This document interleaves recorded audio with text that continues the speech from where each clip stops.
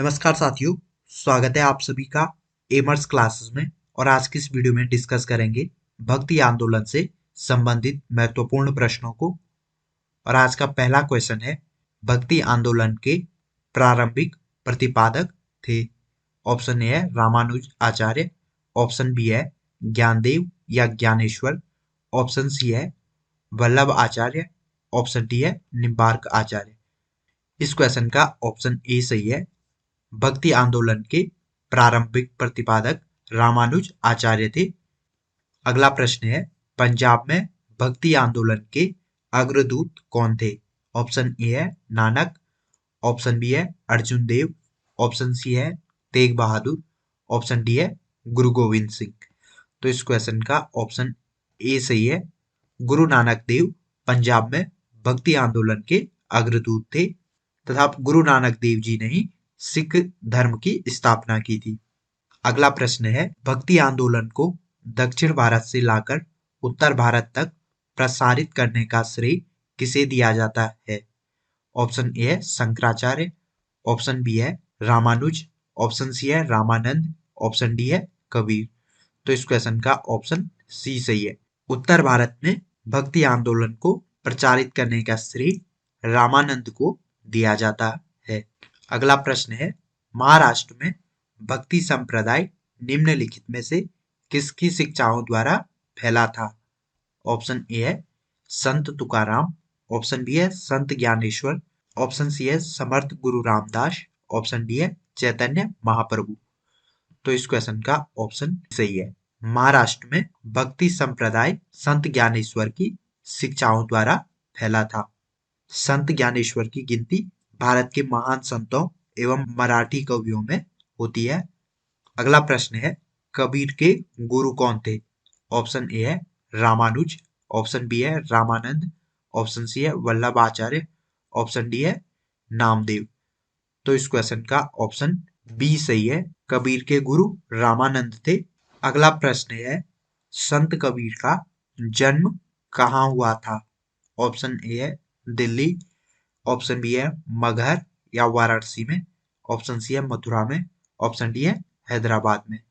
तो इस क्वेश्चन का ऑप्शन बी सही है। संत कबीर का जन्म मगहर या वाराणसी में हुआ था। अगला प्रश्न है, चैतन्य महाप्रभु किस संप्रदाय से जुड़े थे? ऑप्शन ए है श्री संप्रदाय, ऑप्शन बी है वारकरी संप्रदाय, ऑप्शन सी है गौड़ीय संप्रदाय, ऑप्शन डी है इनमें से कोई नहीं। इस क्वेश्चन का ऑप्शन सी सही है। चैतन्य महाप्रभु गौड़ीय संप्रदाय से जुड़े थे। अगला प्रश्न है, पुष्टि मार्ग के दर्शन की स्थापना किसने की? ऑप्शन ए है चैतन्य ने, ऑप्शन बी है नानक ने, ऑप्शन सी है सूरदास ने, ऑप्शन डी है वल्लभाचार्य ने। तो इस क्वेश्चन का ऑप्शन डी सही है। वल्लभाचार्य ने पुष्टि मार्ग के दर्शन की स्थापना की थी। वल्लभाचार्य के द्वारा प्रतिपादित शुद्धाद्वैतवाद दर्शन के भक्ति मार्ग को ही पुष्टि मार्ग कहा जाता है। अगला प्रश्न है, किस संत ने ईश्वर को अपने पास अनुभव करने के लिए नृत्य एवं गीतों को माध्यम बनाया? ऑप्शन ए है शंकरदेव, ऑप्शन बी है चंडीदास, ऑप्शन सी है ज्ञानदेव, ऑप्शन डी है चैतन्य महाप्रभु। तो इस क्वेश्चन का ऑप्शन डी सही है। चैतन्य महाप्रभु ने ईश्वर को अपने पास अनुभव करने के लिए नृत्य एवं गीतों को माध्यम बनाया था। अगला प्रश्न है, अद्वैतवाद के सिद्धांत के प्रतिपादक कौन थे? ऑप्शन ए है रामानुज, ऑप्शन बी है शंकराचार्य, ऑप्शन सी है माधवाचार्य, ऑप्शन डी है विवेकानंद। इस क्वेश्चन का ऑप्शन बी सही है। शंकराचार्य ने अद्वैतवाद का सिद्धांत प्रतिपादित किया था। अगला प्रश्न है, गीत गोविंद के रचयिता हैं? ऑप्शन ए है बाणभट्ट, ऑप्शन बी है जयदेव, ऑप्शन सी है सूरदास, ऑप्शन डी है चैतन्य। तो इस क्वेश्चन का ऑप्शन बी सही है। गीत गोविंद की रचना जयदेव ने की है। गीत गोविंद 12 अध्यायों वाला एक गीति काव्य है। अगला प्रश्न है, भक्ति आंदोलन के दौरान असम में किसने इस आंदोलन का प्रतिनिधित्व किया? ऑप्शन ए है शंकरदेव, ऑप्शन बी है तुकाराम, ऑप्शन सी है नरसिंह मेहता, ऑप्शन डी है इनमें से कोई नहीं। तो इस क्वेश्चन का ऑप्शन ए सही है। भक्ति आंदोलन का असम में नेतृत्व शंकरदेव ने किया था। शंकरदेव असमिया भाषा के एक प्रसिद्ध कवि, नाटककार तथा हिंदू समाज सुधारक थे। अगला प्रश्न है, गुरु नानक का धर्म उपदेश है। ऑप्शन ए है मानव बंधुत्व का विकास। ऑप्शन बी है धर्म के रूप में सिखत्व का। ऑप्शन सी है सिखों की एकता का। ऑप्शन डी है इनमें से कोई नहीं। तो इस क्वेश्चन का ऑप्शन ए सही है। गुरु नानक का धर्म उपदेश मानव बंधुत्व के विकास का था। प्रथम सिख गुरु और सिख धर्म के प्रवर्तक गुरु नानक जी भी निर्गुण भक्ति के संत थे। अगला प्रश्न है, निम्नलिखित में से किस भाषा को लोकप्रिय बनाने में कवि चंडीदास का योगदान है? ऑप्शन ए है बंगाली। ऑप्शन बी है हिंदी। ऑप्शन सी है मराठी। ऑप्शन डी है गुजराती। तो इस क्वेश्चन का ऑप्शन ए सही है। बंगाली भाषा को लोकप्रिय बनाने में कवि चंडीदास का योगदान है। कवि चंडीदास राधा कृष्ण लीला साहित्य के आदि कवि माने जाते हैं। अगला प्रश्न है, भक्ति को दार्शनिक आधार प्रदान करने वाले प्रथम आचार्य कौन थे? ऑप्शन ए है रामानुज आचार्य। ऑप्शन बी है शंकराचार्य। ऑप्शन सी है माधवाचार्य। ऑप्शन डी है वल्लभाचार्य। तो इस क्वेश्चन का ऑप्शन ए सही है। रामानुजाचार्य ने भक्ति को दार्शनिक आधार प्रदान किया था। रामानुजाचार्य विशिष्टा द्वैत वेदांत के प्रवर्तक थे। अगला प्रश्न है, महापुरुषीय धर्म के संस्थापक थे। ऑप्शन ए है रामानुजाचार्य। ऑप्शन बी है वल्लभाचार्य। ऑप्शन सी है चैतन्य महाप्रभु। ऑप्शन डी है शंकरदेव। तो इस क्वेश्चन का ऑप्शन डी सही है। महापुरुषीय धर्म के संस्थापक शंकरदेव थे। अगला प्रश्न है, शंकराचार्य का जन्म केरल के किस गांव में हुआ? ऑप्शन ए है कलाडी या कलादी में। ऑप्शन बी है निम्बापुर में। ऑप्शन सी है उदीपी में। ऑप्शन डी है इनमें से कोई नहीं। तो इस क्वेश्चन का ऑप्शन ए सही है। शंकराचार्य का जन्म केरल के कलाडी या कलादी गांव में हुआ था। शंकराचार्य ने अपने जीवन का अधिकांश समय उत्तर भारत में व्यतीत किया। अगला प्रश्न है, सभी भक्ति संतों के मध्य एक समान विशेषता थी कि उन्होंने, ऑप्शन ए है अपनी वाणी को उसी भाषा में लिखा जिसे उनके भक्त समझते थे। ऑप्शन बी है पुरोहित वर्ग की सत्ता को नकारा। ऑप्शन सी है स्त्रियों को मंदिर जाने को प्रोत्साहित किया। ऑप्शन डी है मूर्ति पूजा को प्रोत्साहित किया। तो इस क्वेश्चन का ऑप्शन ए सही है। सभी भक्ति संतों ने अपने विचार उसी भाषा में व्यक्त किए जिसे उनके भक्त समझते थे। अगला प्रश्न है, भक्ति आंदोलन को प्रारंभ किया गया।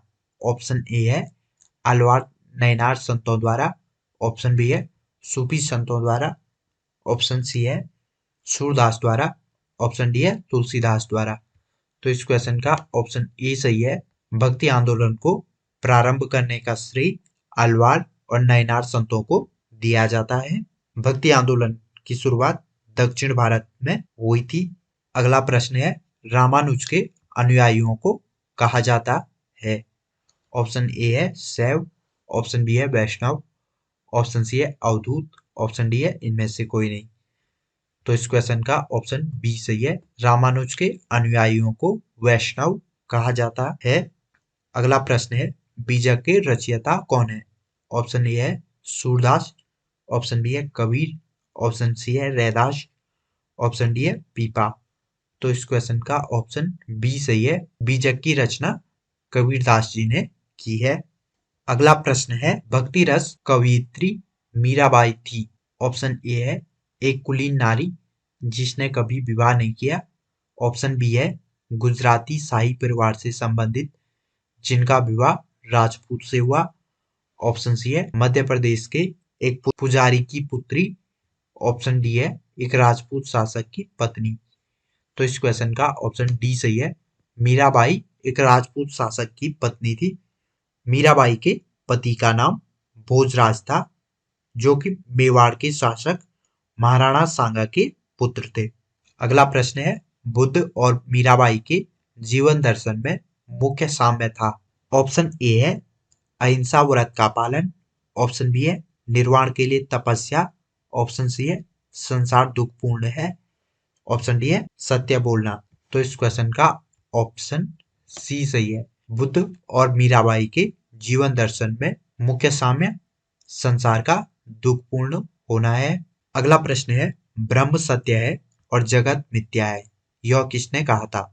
ऑप्शन ए है शंकराचार्य, ऑप्शन बी है रामानुजाचार्य, ऑप्शन सी है वल्लभाचार्य, ऑप्शन डी है चैतन्य। तो इस क्वेश्चन का ऑप्शन ए सही है। ब्रह्म सत्य है और जगत मिथ्या है, यह कथन शंकराचार्य जी ने कहा था। शंकराचार्य अद्वैतवाद के प्रतिपादक थे।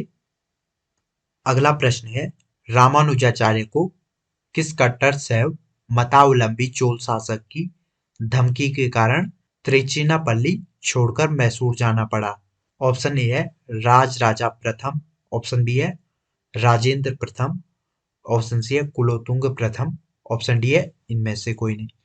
तो इस क्वेश्चन का ऑप्शन सी सही है। कुलोतुंग चोल की धमकी के कारण रामानुजाचार्य को त्रिचिनापल्ली छोड़कर मैसूर जाना पड़ा था। अगला क्वेश्चन है किसने भक्ति के क्षेत्र में शूद्रों को भगवत दर्शन और मोक्ष का अधिकार देकर उन्हें इस्लाम धर्म स्वीकार करने से रोका? ऑप्शन ए है रामानुजाचार्य, ऑप्शन बी है वल्लभाचार्य, ऑप्शन सी है चैतन्य महाप्रभु, ऑप्शन डी है माधवाचार्य। तो इस क्वेश्चन का ऑप्शन ए सही है। रामानुजाचार्य ने शूद्रों को भगवत दर्शन और मोक्ष का अधिकार देकर उन्हें इस्लाम धर्म स्वीकार करने से रोका था। अगला प्रश्न है दक्षिण भारत का वह संत कौन था जिसने अपना अधिकांश जीवन उत्तर भारत में वृंदावन में बिताया? ऑप्शन ए है रामानुजाचार्य, ऑप्शन बी है निम्बार्काचार्य, ऑप्शन सी है माधवाचार्य, ऑप्शन डी है विष्णु स्वामी। तो इस क्वेश्चन का ऑप्शन बी सही है। निम्बकाचार्य दक्षिण भारत के वह संत थे जिन्होंने अपना अधिकांश जीवन वृंदावन में बिताया था। अगला प्रश्न है किसने भगवत गीता पर भावार्थ दीपिका नाम से एक बृहद टीका मराठी भाषा में लिखा जिसे सामान्यतः ज्ञानेश्वरी के नाम से जाना जाता है? ऑप्शन ए है ज्ञानदेव, ऑप्शन बी है नामदेव, ऑप्शन सी है एकनाथ, ऑप्शन डी है तुकाराम। तो इस क्वेश्चन का ऑप्शन ए सही है। ज्ञानदेव ने भगवत गीता पर भावार्थ दीपिका नाम से मराठी भाषा में टीका लिखा था। अगला प्रश्न है भक्त तुकाराम कौन से मुगल सम्राट के समकालीन थे? ऑप्शन ए है बाबर, ऑप्शन बी है अकबर, ऑप्शन सी है जहांगीर, ऑप्शन डी है औरंगजेब। तो इस क्वेश्चन का ऑप्शन सी सही है। भक्त तुकाराम जहांगीर के समकालीन थे। तुकाराम का काल 1608 से 1649 ईस्वी के मध्य माना जाता है। तुकाराम मराठा भक्ति संतों में से प्रमुख थे। अगला प्रश्न है निम्नलिखित में से किस भक्ति संत ने अपने संदेश के प्रचार के लिए सबसे पहले हिंदी का प्रयोग किया? ऑप्शन ए है दादू, ऑप्शन बी है कबीर, ऑप्शन सी है रामानंद, ऑप्शन डी है तुलसीदास। तो इस क्वेश्चन का ऑप्शन सी सही है। रामानंद ने अपने संदेश के प्रचार के लिए सबसे पहले हिंदी भाषा का प्रयोग किया था। रामानंद ने विष्णु के स्थान पर राम की भक्ति प्रारंभ की थी तथा रामानंद उत्तरी भारत के पहले महान भक्त संत थे। क्वेश्चन नंबर 31 है शिवाजी के आध्यात्मिक गुरु कौन थे? ऑप्शन ए है रामदास, ऑप्शन बी है तुकाराम, ऑप्शन सी है एकनाथ, ऑप्शन डी है इनमें से कोई नहीं। तो इस क्वेश्चन का ऑप्शन ए सही है। रामदास शिवाजी के आध्यात्मिक गुरु थे। क्वेश्चन नंबर 32 है दासबोध के रचयिता थे? ऑप्शन ए है एकनाथ, ऑप्शन बी है कबीर, ऑप्शन सी है तुलसी, ऑप्शन डी है रामदास। तो इस क्वेश्चन का ऑप्शन डी सही है। दासबोध की रचना रामदास ने की थी। दासबोध मराठी संत साहित्य का एक प्रमुख ग्रंथ है। अगला प्रश्न है बंगाल और उड़ीसा में वैष्णववाद को लोकप्रिय बनाने का श्रेय किसे है? ऑप्शन ए है चैतन्य, ऑप्शन बी है कबीर, ऑप्शन सी है रामानुजाचार्य, ऑप्शन डी है नानक। तो इस क्वेश्चन का ऑप्शन ए सही है। बंगाल और उड़ीसा में वैष्णववाद को लोकप्रिय बनाने का श्रेय चैतन्य महाप्रभु को दिया जाता है। चैतन्य गौड़ीय संप्रदाय से संबंधित थे। क्वेश्चन नंबर 34 है, चैतन्य महाप्रभु का जन्म स्थल है। ऑप्शन ए है नादिया या नवद्वीप, ऑप्शन बी है तलवंडी, ऑप्शन सी है निम्बापुर, ऑप्शन डी है मगहर। तो इस क्वेश्चन का ऑप्शन ए सही है। चैतन्य महाप्रभु का जन्म नादिया पश्चिम बंगाल में हुआ था। अगला प्रश्न है, मुगल शासक मोहम्मद सारंगीला किस संप्रदाय का अनुयायी था? ऑप्शन ए है शिव नारायण, ऑप्शन बी है राधा वल्लभ, ऑप्शन सी है एक शरण, ऑप्शन डी है सतनामी। तो इस क्वेश्चन का ऑप्शन ए सही है। मुगल शासक मोहम्मद सारंगीला शिव नारायण संप्रदाय का अनुयायी था। शिव नारायण संप्रदाय की स्थापना संत शिव नारायण जी ने की थी। और आज का आखिरी क्वेश्चन है, असम का चैतन्य किसे कहा जाता है? ऑप्शन ए है शंकरदेव, ऑप्शन बी है लालगिर, ऑप्शन सी है दरिया साहिब, ऑप्शन डी है शिव नारायण। तो इस क्वेश्चन का ऑप्शन ए सही है। शंकरदेव को असम का चैतन्य कहा जाता है। शंकरदेव असमी भाषा के प्रसिद्ध कवि थे जिनका जन्म नौगांव में हुआ था।